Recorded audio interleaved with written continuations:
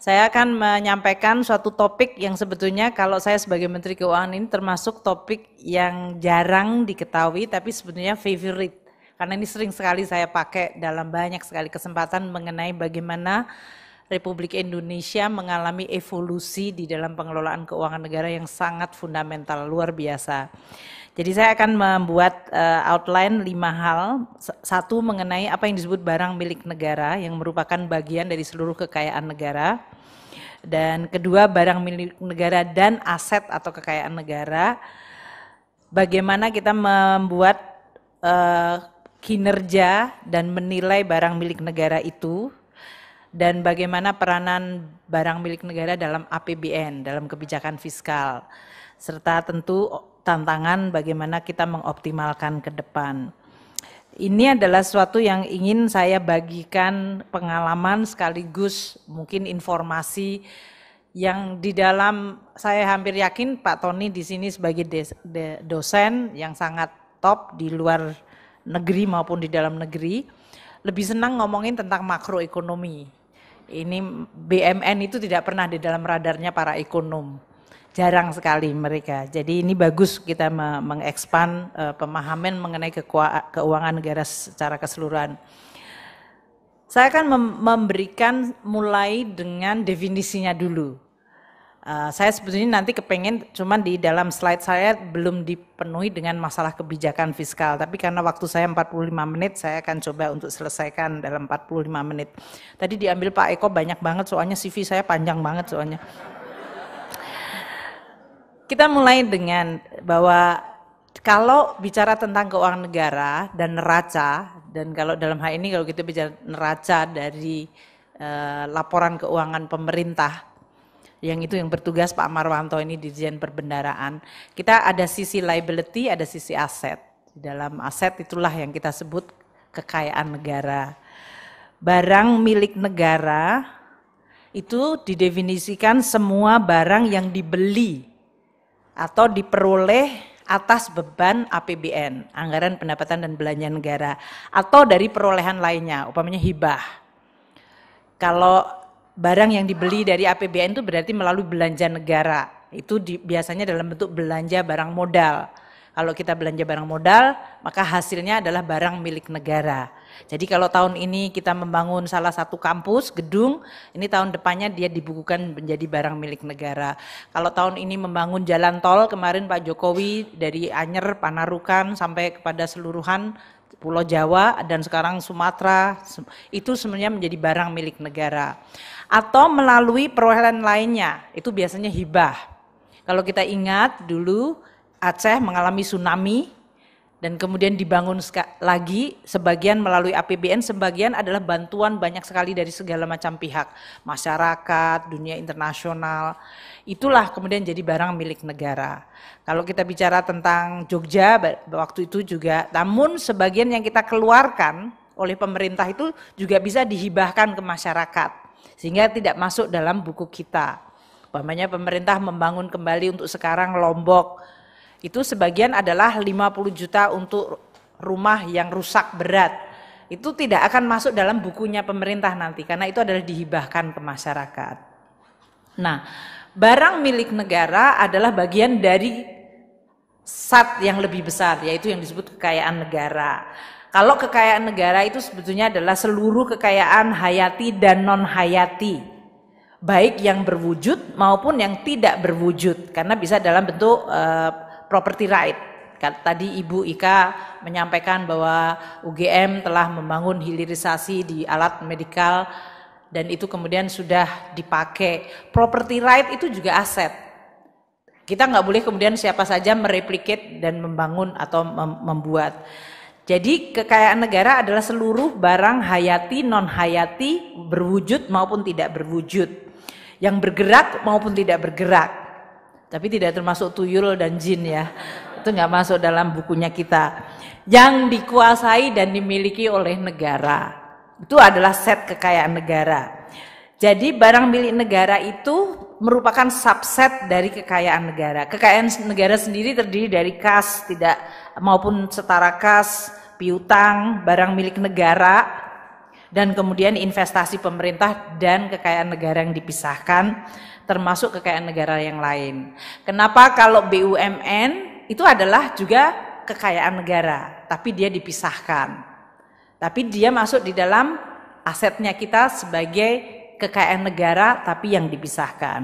Nah, ini untuk mengenal dulu. Karena di mana ini barang milik negara itu berasal adalah seluruh segala sesuatu yang diperoleh melalui APBN maupun sumber lain.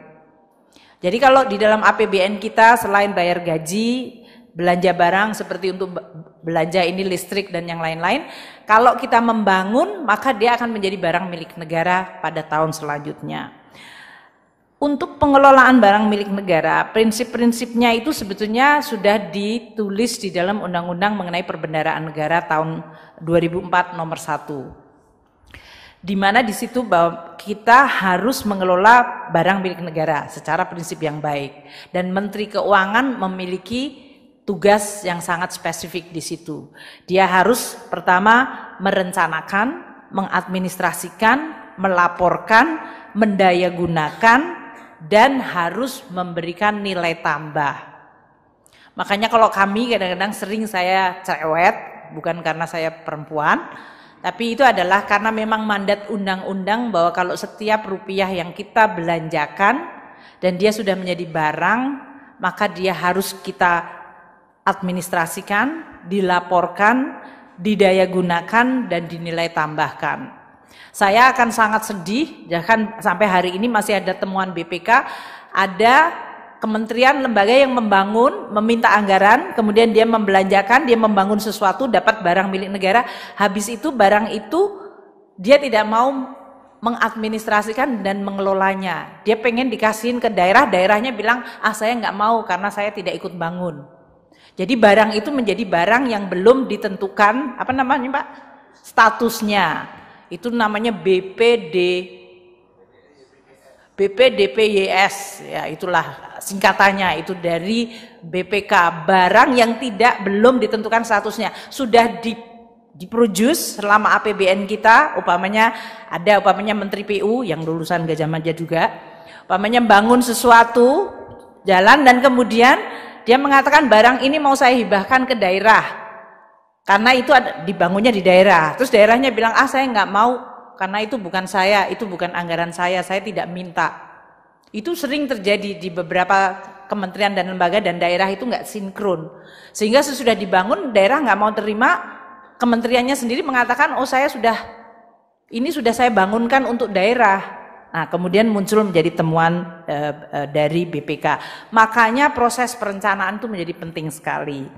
Nah, untuk kita yang namanya mengelola barang milik negara tentu tidak hanya mengelola dari sisi maintenance, tapi kita harus make sure bahwa dia itu memberikan value atau nilainya, mencerminkan fungsi, dan kalau bisa menciptakan nilai tambah atau bahkan menciptakan income. Kalau di negara-negara yang sudah maju, bahkan aset seperti ini, Gajah Mada punya kampus seperti ini, ruangan seperti ini, dia tidak hanya dikuasai oleh dekannya saja, tapi dia dipakai sebagai suatu public space. Kalau mau dipakai untuk ceramah Ibu Menteri Keuangan, itu dianggarkan. Saya seperti menyewa untuk 2 jam. Maka untuk sekian orang per square meter ini ada hasilnya. Kalau dipakai internal, tetap harus ada imputed cost-nya. Karena ini dipakai untuk maintenance dari barang ini. Kekurangan yang sangat banyak di Republik Indonesia adalah kita itu suka sekali minta anggaran untuk membangun, kita tidak memiliki kemampuan untuk memelihara. Kita bahkan tidak terlalu peduli untuk memelihara. Makanya kalau kita lihat banyak bangunan di Indonesia bagus pada saat gunting pita, hanya dalam beberapa tahun langsung menurun. Orang-orang kalau seumuran saya bahkan sering kalau membandingkan, itu adalah jembatan dibikin zaman Belanda masih kokoh. Tapi kalau jembatan kita banyak yang baru dibangun kemudian ambruk. Itu masalah perencanaan, kualitas, kemudian maintenance dan valuasi menjadi penting sekali.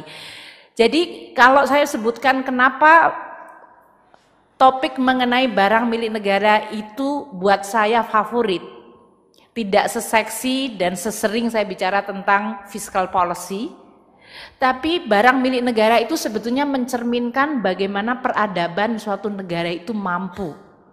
Dia mencerminkan kemampuan suatu negara untuk merencanakan dengan baik. Dia mencerminkan mengenai bagaimana suatu kementerian dan lembaga mampu mengeksekut untuk yang disebut pembangunan dengan kualitas yang bagus. Dia mencerminkan suatu peradaban dari suatu bangsa untuk menghargai yang dia bangun sendiri. Dia mencerminkan apa yang disebut kepedulian antar generasi.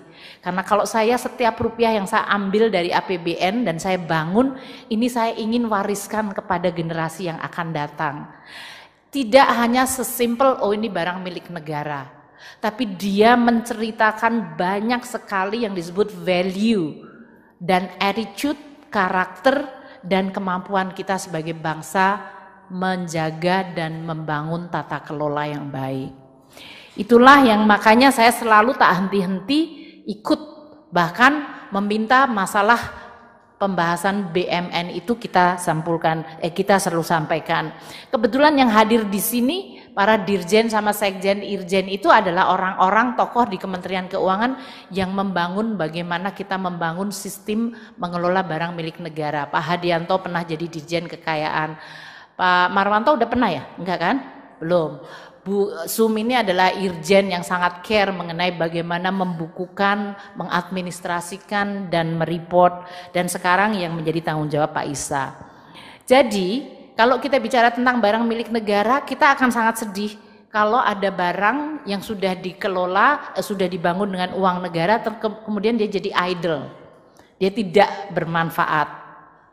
Dia tidak menghasilkan nilai, dia tidak menghasilkan revenue, pendapatan, tidak ada PNBP-nya, dan dia dikelelerkan begitu aja. Anda akan tanya, apa ada Bu? Oh ada sekali. Dan oleh karena itu ini adalah sesuatu yang saya ingin bidang Universitas Gadjah Mada sebagai academician, tempatnya para academician yang bisa untuk turut serta membangun attitude karakter yang baik dan benar di dalam kita mengelola negara bersama. Seperti diketahui bahwa siklus pengelolaan BMN itu mulainya tentu dari bagaimana barang itu diperoleh. Bisa dari hibah atau bisa dari APBN, yang itu belanja modal. Kemudian sesudah dia diperoleh, dibangun, entah itu jembatan, irigasi, airport, pelabuhan, atau gedung. Kemudian kita harus menetapkan statusnya, penggunaannya dan statusnya. Makanya tadi kalau sampai ada barang yang sudah dibangun terus nggak ada yang mengelola, itu yang barang yang belum ditetapkan statusnya. Harusnya kalau ada perencanaan dan pembahasan yang lebih baik, maka setiap kementerian, lembaga dan pemerintah daerah itu harusnya sinkron. Karena belanja bisa melalui kementerian lembaga, bisa juga transfer ke daerah. Daerah menganggap kalau nggak masuk APBD saya nggak perlu harus peduli. Mereka nggak terlalu suka dikasih aset, mereka lebih suka dikasih uang. Saya sendiri yang bangun. Itu juga menggambarkan suatu attitude yang sangat dinamis, yang menggambarkan tentang orang Indonesia secara keseluruhan. Sesudah dia diperoleh, maka kita harus mengamankan, mengawasi, menata usahakan.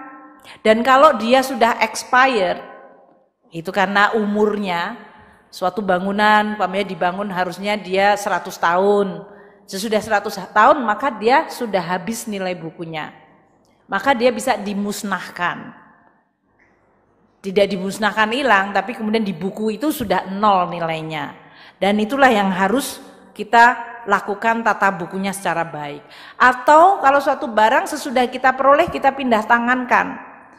Bisa melalui suatu sistem pemanfaatan, disewakan, dipinjam pakai, atau BGS, bangun guna serah, BSG, bangun serah guna, KSP, bukan KSP itu apa ya?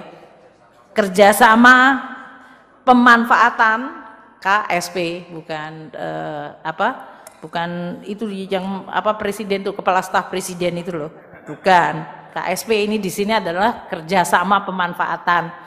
Dan kalau infrastruktur juga bisa kerjasama pemanfaatan infrastruktur.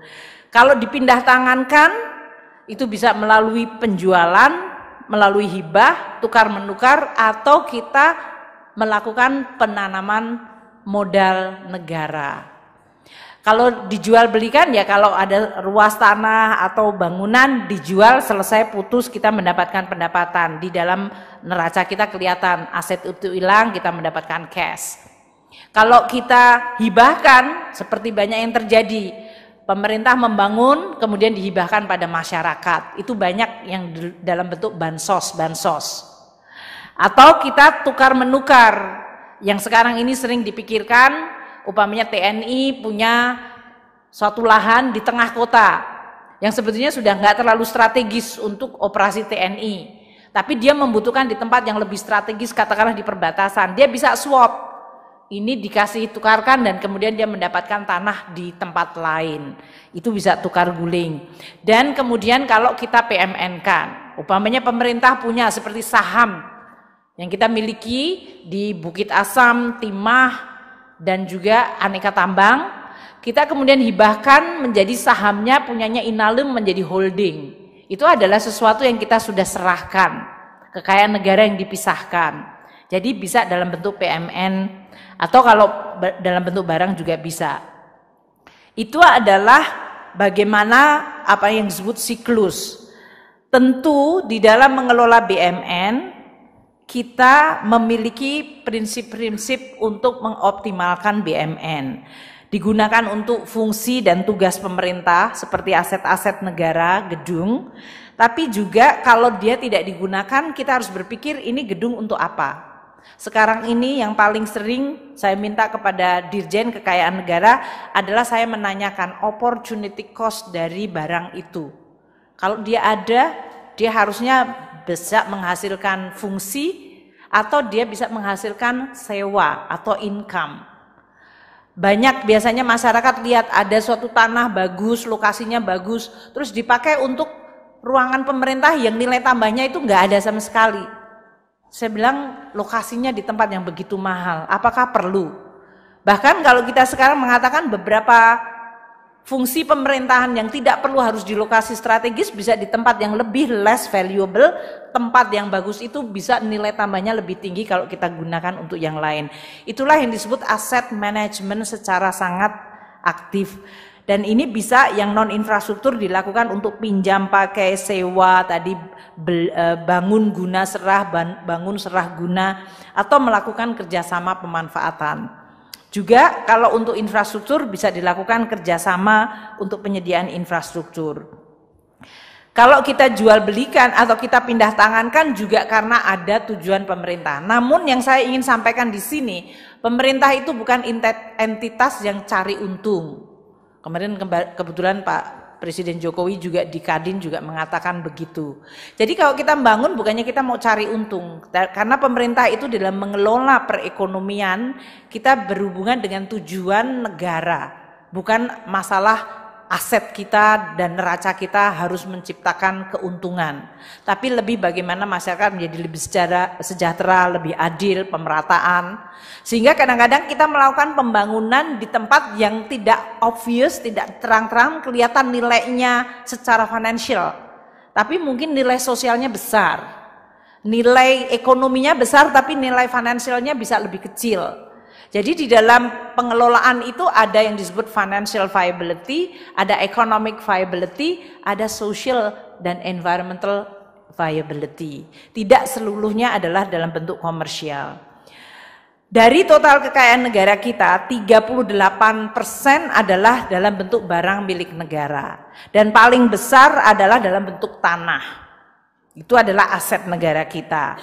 Namun selama 5 tahun terakhir ini karena pembangunan kita di bidang infrastruktur cukup banyak dan belanja modal kita tingkatkan, waktu itu perubahan dari subsidi BBM waktu Presiden Jokowi tahun 2014 begitu menjadi presiden, keputusan pertama mengubah subsidi yang 300 triliun menjadi belanja modal, kenaikan cukup besar. Dan kita lihat bahwa dari sisi sebelah kanan itu porsi dari barang milik negara yang tadi 38% dari total kekayaan negara, porsi dari peralatan dan mesin serta infrastruktur dalam bentuk jalan, irigasi, dan jaringan-jaringan lainnya itu meningkat. Itu yang gambarnya lebih tinggi. Tapi kalau kita bilang gedung, hampir nggak terlalu banyak berubah karena memang presiden dan wakil presiden waktu itu membuat policy moratorium, tidak boleh ada gedung, membangun gedung. Kalau ada harus untuk infrastruktur rakyat. Bukan untuk pemerintah sendiri. Karena kan penyakit birokrasi, kalau mengelola uang sendiri, pertama yang dipakai adalah untuk dirinya sendiri. Bangun gedung lebih banyak, office space-nya diperbaiki, bukannya mikirin untuk rakyatnya dulu. Maka Presiden Wapres waktu itu mengatakan moratorium, tidak boleh ada gedung pemerintahan. Makanya itu salah satu yang kenapa setiap kali ada proposal pembangunan gedung, termasuk DPR waktu itu kesulitan. Karena setiap kali tidak dibolehkan. Saat ini tahun 2017 laporan keuangan pemerintah yang terakhir, posisi dari BMN kita nilainya adalah 2.000 triliun, 2034,8 triliun. Apakah ini besar? Relatif.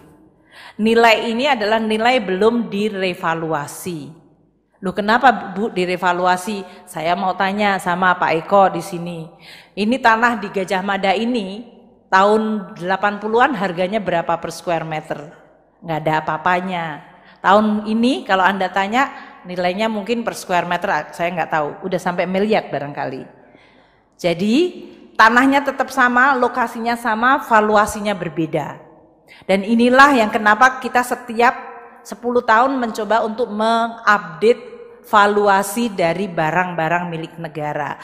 Ada gedung yang makin depresiasinya besar sehingga turun, tapi ada tanah yang harganya naik dengan kegiatan ekonomi.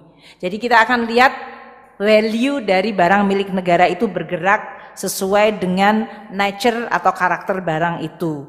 Dan semakin banyak pemerintah membangun irigasi, infrastruktur, maka pemerintah nggak boleh cuma bangun kemudian nungguin sampai dia rusak.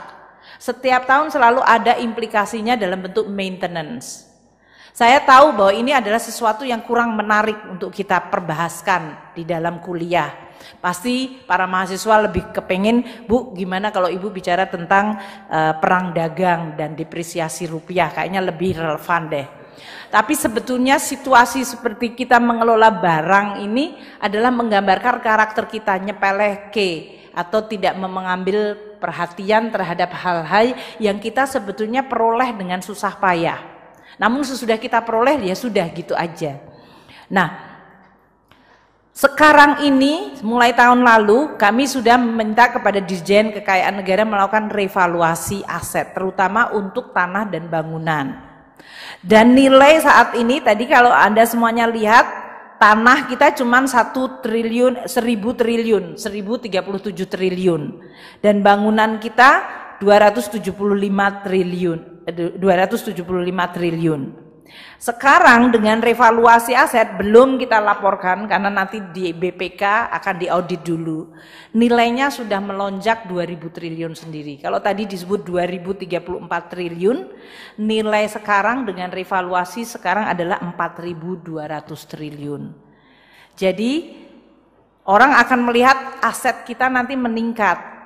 Makanya saya tuh sering kalau orang bicarakan juga another issue yang sangat seksi untuk mahasiswa itu masalah utang kan. Anda lebih senang ngomong utang daripada barang. Karena orang ngomongin utangnya dia tidak lihat kayak koin itu kan dua sided, ada dua sisi. Kalau kita bicara tentang utang, kita harusnya bicara tentang kita dapat apa dari utang itu. Dan ini adalah salah satu bentuk kita membahas mengenai apa yang kita peroleh. Walaupun itu tidak semuanya. Karena ini juga bisa misleading atau menyesatkan. Yaitu orang bicara, oh lihat kita utangnya 4.000 tapi aset kita cuma 4.000. Jadi ini sebetulnya kita nggak cukup hebat-hebat amat. Ada aset yang kita tidak valuasi. Aset apa? Ya ini tadi Pak Dokter Eko, Ibu Doktor, Gajah Mada yang membuat Anda menjadi sarjana, kemudian jadi inovator. Memangnya investasi di bidang sumber daya manusia kita valuasi di aset ini? Nggak ada. Tapi ngabisin banyak duit, banyak banget. Berapa pengeluaran anggaran pendidikan kita? 440 triliun. Berapa untuk infrastruktur? 400 triliun juga. Tapi yang dibukukan menjadi utang dan kemudian yang dibukukan menjadi barang milik negara cuman yang 400 triliun infrastruktur. Yang 440 triliun education nggak dibukukan semua kecuali kalau kita bangun sekolah. Tapi bayar gaji guru, bayar gajinya Pak Rektor, nun sewu Pak Rektor, gajinya para, itu kan tidak masuk dalam aset kita. Dan kemudian menyebabkan Universitas Gadjah Mada punya banyak sekali prestasi, itu adalah aset yang intangible, yang tidak berwujud dan tidak kita masukkan. Dia masuk dalam kekayaan negara, tapi kita tidak value dalam bentuk barang milik negara. Saya mohon mahasiswa UGM untuk bisa ikut menjelaskan. Pada saat debat mengenai utang, jangan biarkan mereka hanya bicara tentang utang. Bicarakan sisi aset satunya lagi, dan sisi asetnya tidak hanya BMN tapi yang intangible. Saya bukan mau mendefense, tapi saya ingin negara kita itu menjadi negara yang mampu bicara secara penuh, sehingga kita tidak melihat hanya satu sisi dan terseret kepada satu ekstrim tanpa melihat konteks. Karena kita sebagai intelektual, tugas kita semua adalah membawa Indonesia menjadi lebih baik.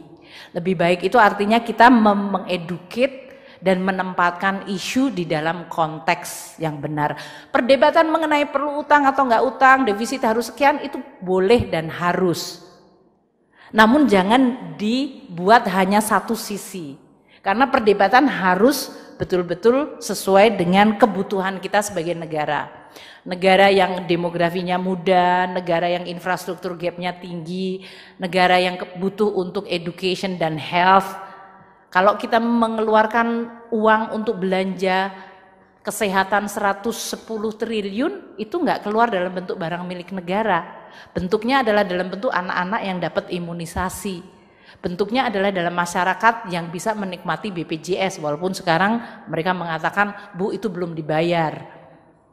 Tapi itu adalah result, itu adalah aset yang harus kita recognize.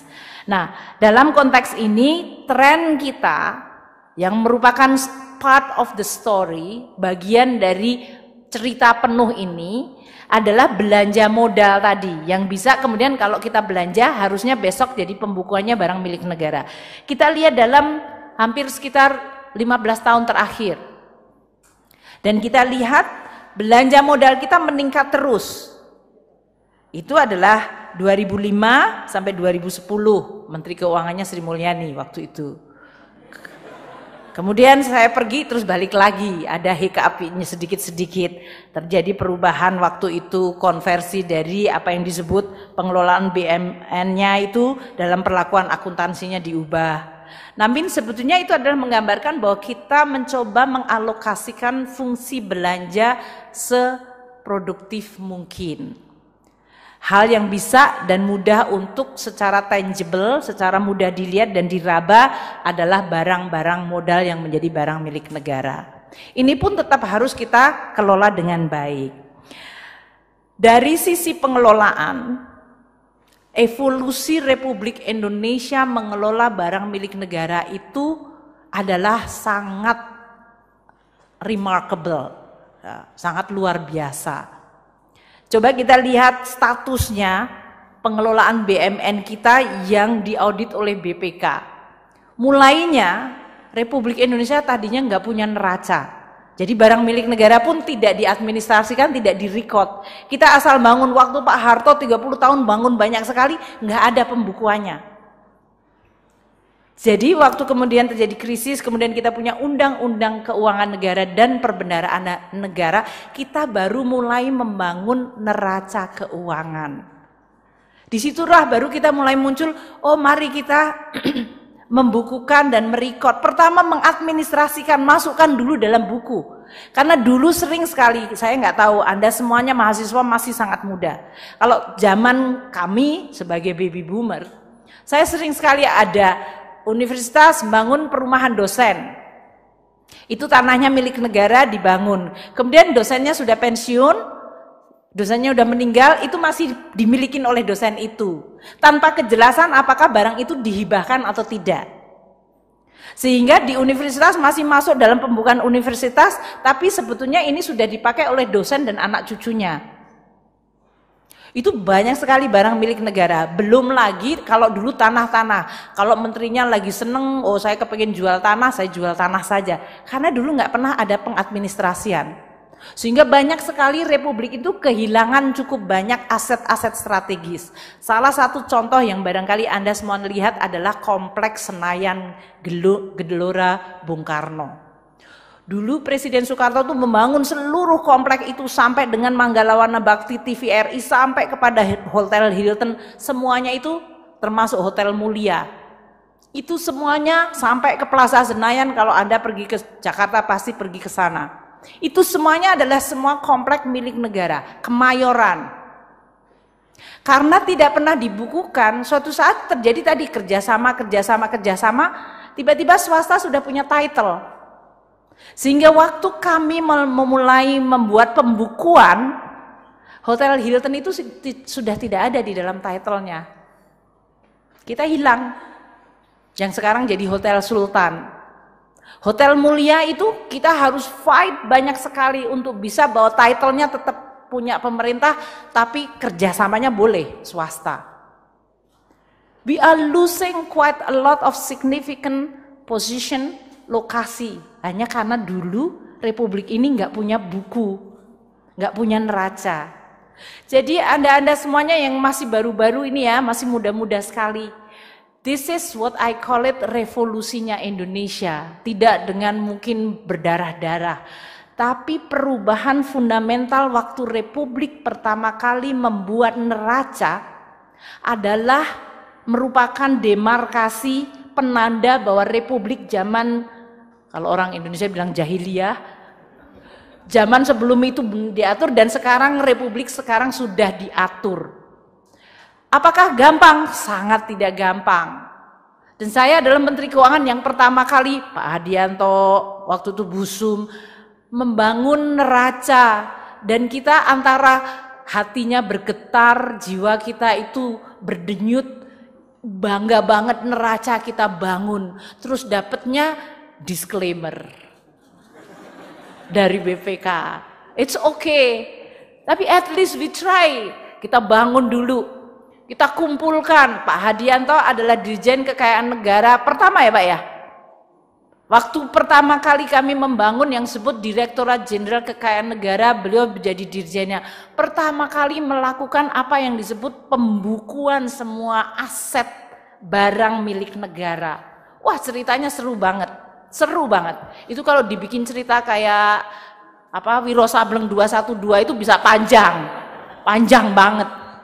Ada di Kementerian Keuangan saja kita lihat, wih, ternyata kita nggak punya title.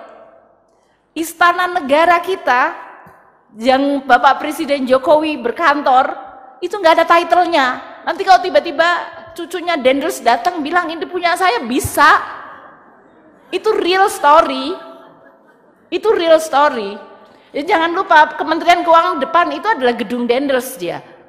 Itu gedung yang dibuat untuk sebagai, sebetulnya waktu itu adalah headquarternya VOC kan.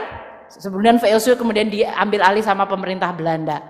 Jadi kalau kita tidak punya title, it could be banyak sekali lokasi maupun bangunan itu bisa diambil alih. Jadi waktu heroik kita melakukan tahun 2000 berapa Pak Hadianto?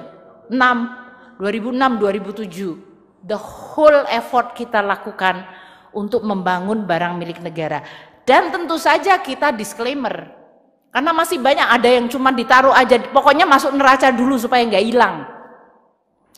Kemudian kalau ke TNI Polri, mereka TNI bilang, wah jangan dibukukan, ini rahasia, ini semua persenjataan kita. Tapi ada helikopter yang sudah nggak dipakai, yang harusnya dimusnahkan, ya tidak dimusnahkan, pokoknya itu rahasia. Jadi untuk membangun kepercayaan semuanya, termasuk waktu itu hampir semua kementerian lembaga punya barang-barang milik negara yang dikerjasamakan dengan swasta, menghasilkan penerimaan terus masuk duit pejabatnya, nggak masuk dalam laporan keuangan. Jadi teman-teman mahasiswa di sini ya, 2006, 2007 ke 2018 sekarang, it is only 10 or 12 years. Waktu saya jadi Menteri Keuangan yang pertama, Within this 12 years sebetulnya this republic has a revolusi yang sangat luar biasa besar di dalam pengelolaan barang milik negara. Dan itu bertahap. Waktu itu setiap kementerian negara sampai kita kulon nuwun datengin bilang, Mbak, kita harus lakukan. Bayangkan dulu jalan kita nggak pernah inventorize. Kita nggak pernah tahu kita udah bangun berapa jembatan, kita nggak tahu berapa sekolah kita bangun, universitas pun kita nggak tahu. Ada universitas kompleksnya sudah nggak tahu digrogotin sama entah siapa, tiba-tiba hilang, colak sini, coek sini. Itu terjadi. Maka kalau sekarang kita ini sudah WTP, kelihatannya gambar tangganya indah itu ya, merah, kuning, hijau. Saya nggak tahu, merah, kuning, hijau di langit yang biru, mestinya gitu. Tapi itu menggambarkan the evolution dari kita sekarang, kita sudah masukkan dalam, sudah divaluasi, sudah diadministrasikan, dan bahkan saya minta sekarang adalah pemanfaatan. Kalau saya sering mengatakan pada Dirjen Kekayaan Negara seperti ini, saya pernah tinggal di Amerika cukup lama. Terus saya lihat ini orang kalau di negara maju tuh seperti apa sih? Kayaknya makan paginya sama, kita makan pagi, sekolah juga sama, nggak lebih pinter dari kita, negaranya sama aja. Kenapa kok dia bisa disebut negara maju dan kita negara berkembang? Kalau saya perhatiin sistemnya adalah mereka tuh asetnya kerja keras, orangnya kerja biasa-biasa aja. Kalau di Republik kita orang kerja keras banget, asetnya tidur-tidur aja. So that is the difference. The economic system membuat mereka make sure bahwa semua aset have to work extremely hard. Nggak ada uang nganggur, nggak ada space nganggur, nggak ada barang nganggur, nggak ada capital nganggur. They work very hard sehingga orangnya bisa kerja biasa aja dan kemudian dia bisa take vacation. Kalau di Republik kita nggak pernah vacation, kerja terus asetnya tidur. Ada suatu kompleks yang bagus didiemin aja 20 tahun. Tanahnya bagus banget didiemin, nggak ada yang berani nyentuh. Karena apa ya? Karena milik negara. Negaranya ngapain? Negaranya tidur, orangnya kerja keras. That is what is make us a lot of different. Makanya saya sekarang tuh selalu gelisah. Saya bilang sama Pak Isa, saya nggak peduli dan saya nggak kepengen lihat ada barang negara secuil apapun yang dia itu waste, idle, sia-sia, tidur, malas. Aset kita harus dibuat kerja keras. Makanya sekarang kita pilah-pilah mana yang dipakai untuk fungsi pemerintahan. Mana yang kita lihat, oh kita udah punya. Jadi kalau ada kementerian lembaga bilang saya butuh office space, saya minta anggaran pada Menteri Keuangan untuk bangun office. Why you have to build office? Ini masih ada space lain yang masih kosong. Oh enggak, tapi itu kan sebagian miliknya kementerian lain. Kenapa? Memangnya kalau combine satu gedung miliknya 2 menteri nggak bisa kerja sama? Karena semua kementerian biasanya kepengen punya gedung sendiri, pengen nama sendiri, punya space sendiri. Jadi kita harus make sure bahwa sekarang menciptakan disiplin di dalam pemanfaatan aset. Pertanyaan, apakah perlu? Kalaupun ya kami perlu, apakah harus baru? Oh nggak perlu baru, kalau begitu apakah harus di situ? Jadi banyak pertanyaan yang menyebabkan kita harus membuat indikator sehingga belanja modal itu makin efisien, belanja pemeliharaannya juga makin baik, dan juga kalau bisa aset itu tadi bekerja, menghasilkan penerimaan negara bukan pajak, dan juga bahkan kita menggunakan aset itu sebagai underlying aset untuk penerbitan surat utang negara dalam bentuk sukuk. Karena sukuk itu membutuhkan, kalau kita lihat kontribusi BMN bagi penerimaan negara kita itu masih very tiny. Coba kita lihat. Dari tadi 4.000 triliun, barang milik negara itu cuma menghasilkan pendapatan 2 triliun. Ya kan? Tapi ini sebetulnya underestimating. Karena banyak barang-barang milik negara yang dipakai oleh pemerintah itu tidak di-impute value-nya. Kita kayak, oh ini milik kita sendiri jadi kita nggak perlu rent. Padahal kalau the same gedung, kita renting ke swasta, mereka willing to pay per square meternya berapa. Itu konsep untuk mengatakan bahwa setiap space sebetulnya ada harganya. Itu adalah salah satu lompatan revolusi di dalam konsep mengelola BMN. Dan kami sekarang ingin terus-menerus menciptakan ekstrimnya ya. Saya ingin memberikan contoh. Waktu saya kerja di Bank Dunia, headquarternya Bank Dunia itu di tengah-tengah jantung kota, hanya 1 blok dari White House. Itu semua space di dalam gedung itu dianggap bukan miliknya siapa-siapa, tapi dikelola oleh kayak DJKN-nya, Dirjen Kekayaan Negara, yang disebut treasurer-nya. Jadi kalau ada unit membutuhkan space, dia akan ditanya, ini unit ini kerjanya ngapain? Dia punya budget enggak? Dia punya nilai tambah yang kemudian menjustify dia menggunakan space yang sangat penting ini enggak. Bahkan semua ruang rapat nggak ada yang disebut ruang rapatnya kecuali ruang rapat presiden. Tapi semua ruang rapat adalah ruang rapat bersama. Jadi untuk meregister hari ini saya mau rapat jam berapa, kita harus register kepada the whole system. Coba bayangin, Anda semua akan lihat di sini, saya hampir yakin dekan tuh punya ruang rapat. Kalau dekannya nggak pakai, ya nggak boleh disentuh-sentuh. Kalau dosen mau rapat, cari tempat lain di kelas kek. Itu karena kita menganggap, oh itu kan harus kehormatan dekan, harus dijaga. Padahal it's just an asset, a space that we can use together. Dipakai, tadi yang disebut barang itu termasuk space harus bekerja keras. Ini adalah sesuatu yang mungkin perlu untuk mindset. Kalau Gajah Mada akan menjadi universitas pertama yang mengelola aset negara secara bagus, saya yakin akan menjadi salah satu benchmarker yang awal. Saya tantang sih sama Pak Rektor, sama Pak Dekan, coba kita lihat. Karena di Kementerian Keuangan saya lagi mau mencoba untuk membuat berkali-kali, tapi mendobrak birokrasi angel banget loh. Saya bilang sama Pak Sekjen, sekarang kita bikin, Bu mau ruang rapatnya Ibu dipakai, nggak apa-apa. Di negara lain sekarang ada yang disebut konsep office space itu adalah open. Kita masuk, kita nggak punya ruangan. Apalagi kalau dia kerjanya adalah mobile. Jadi yang ada apa? Ada suatu locker atau kita tempat meja bersama dan colokan. Jadi kalau saya datang, saya langsung kerja dimanapun kursi berada, kayak di kafe aja. Lu Bu, nanti kalau dari sisi kalau semuanya sekarang barang itu sudah confidential, Bu, nanti kalau saya mau telepon kakak saya atau anak saya gimana? Ya nggak apa-apa, namanya open space, kan Anda tidak lagi berselingkuh. Bilang saya harus bilang, oh saya diterima, saya lagi harus ketemu sama guru, anak saya sakit. Emangnya kenapa? Semua orang juga punya anak, semuanya punya itu. So open space creating transparansi, tapi juga yang disebut seluruh alokasi itu dipakai secara maksimal. Kalau Anda pernah pergi ke Bloomberg Space di London, itu adalah the smart and the best. Di Indonesia sekarang ada, saya dengar tapi saya belum visit, yaitu Unilever. Headquarternya di Serpong, itu termasuk katanya an open space dan bagaimana mereka melakukan. Saya pengen pergi ke sana, mau ngajak Pak Dirjen-Dirjen saya itu untuk saya change aja the way we manage barang. Poin saya adalah kalau kita mengelola barang ya jangan gitu-gitu aja, nggak boleh barang itu tidak produktif dan tidur. Kalau next kita akan lihat berapa sih yang tidur di barang milik negara kita yang tidur. Kalau menurut yang disampaikan oleh Pak Isa, kita sudah turun next, yaitu aset tidur kita dulu pernah 49 triliun, sekarang tinggal 20 triliun. Kecil enggak sih, 20 triliun gede banget. Tapi sudah turun separuh, jadi sudah bagus. Lebih dari separuh, tapi kita ingin tidak ada yang disebut aset yang tidur dan idle. Dan terakhir mungkin saya sampaikan tadi, revaluasi aset yang kita lakukan di 2017 dan 2018 itu adalah melakukan seluruh barang dan tanah, gedung bangunan dan jaringan-jaringan infrastruktur.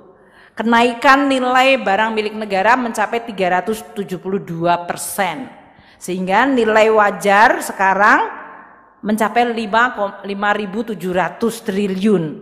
Dulu nilai bukunya cuma 1.500 triliun. Jadi kalau orang mengatakan utang kita kok nambah terus, aset kita juga nambah terus dalam hal ini. Itu adalah sesuatu yang kita ingin sampaikan.